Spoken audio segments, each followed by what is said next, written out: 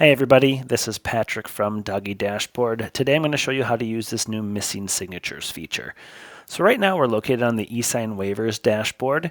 This is where we send signature requests for our E-Sign waivers and releases. And so if we click this missing signatures button here, a new feature is going to pop up that shows us a list of our clients as well as the different signature waiver forms we have and who has signed them and who hasn't signed them and who has requests out to sign them.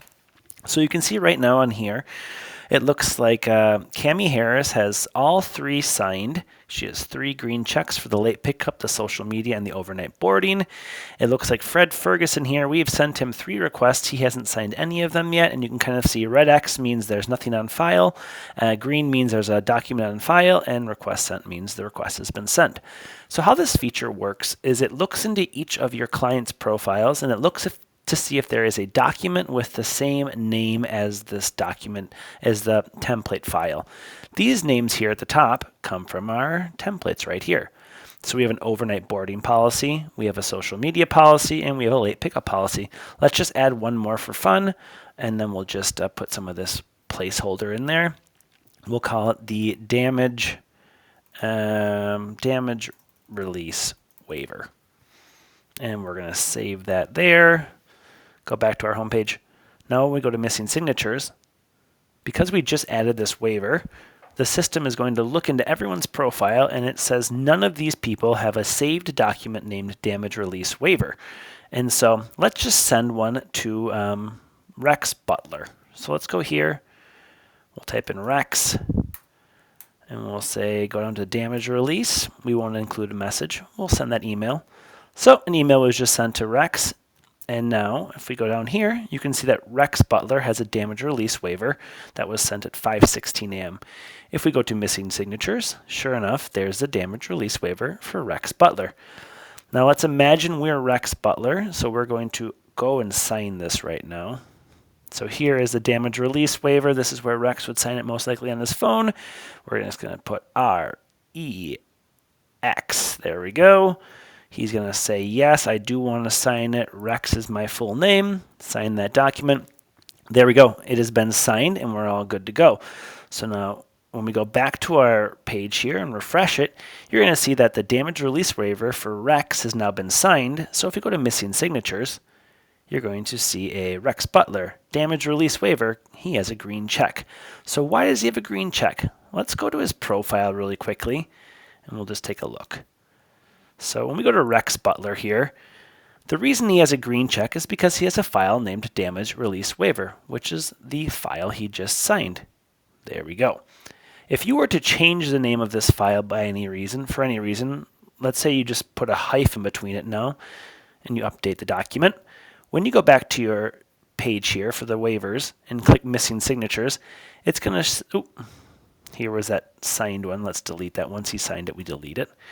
When you go to missing signatures, it's going to say Rex Butler, and it's going to say there's no document named damage release waiver. Why is that? Well, it's because it looks in here and it says there's a hyphen in this word. It's not the same name as this word.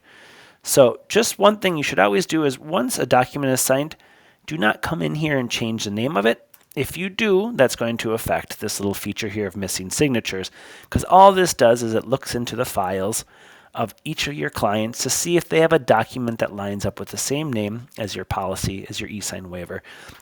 Otherwise, it's pretty simple. Let's look around here. Samuel Bartlett, he has an overnight boarding policy. Okay, that's sent. Let's look at a client here that doesn't have anything. George Jackson. George Jackson's really slacking, so let's send him a file and have him sign it. Actually, we'll do this. George Jackson comes into our business, and we go, hey, George, you're missing the overnight boarding policy.